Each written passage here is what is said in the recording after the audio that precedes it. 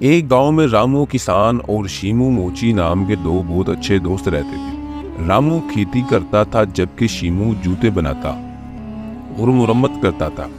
दोनों मेहनती और ईमानदार थे और हमेशा एक दूसरे की मदद के लिए तैयार रहते थे। रामू के पास खेत था जिसमें वो मुख्तलिफ सब्जियां और अनाज उगाता था।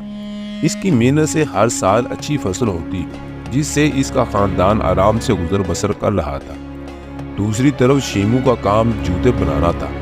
इसके बनाए हुए जूते बहुत मजबूत और पायदार होते थे, इसलिए गांव के लोग इसे बहुत पसंद करते थे। एक साल गांव में सैलाब आ गया।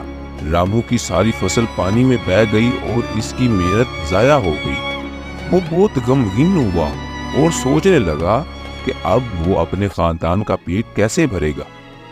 शीमू को जब ये बात मालूम हुई तो वो फौरन अपने दोस्त रामू के पास गया और कहा, रामू भाई फिक्र मत करो, मैं तुम्हारे साथ हूँ।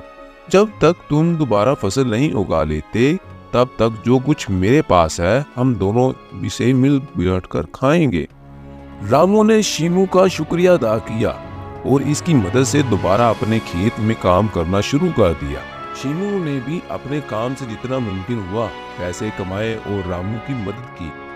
कुछ महीनों के बाद रामू की फसल दोबारा लहलहाने लगी। अब वो फिर से खुशहाल हो गया था। इसने शीमू से कहा, तुमने जिस वक्त मेरी मदद की वो मैं कभी नहीं भूलूंगा। तुम्हारी इस दोस्ती ने मुझे सिखाया है कि सच्चे दोस्त वो होते हैं जो मुश्किल वक्त में साथ देते हैं। शीमू मुस्कुराया और बोला, दोस्त का मतलब ही साथ देना, चाहे अच्छे दिन हो या बुरे। इस तरह दोनों दोस्तों ने एक दूसरे के साथ मिलकर हर मुश्किल का सामना किया और ये साबित किया कि सच्ची दोस्ती हमेशा साथ निभाती है। इस कहानी से हमें सबक मिलता है कि सच्चे दोस्त वो होते हैं जो मुश्किल वक्त में एक दूसरे का साथ देते हैं।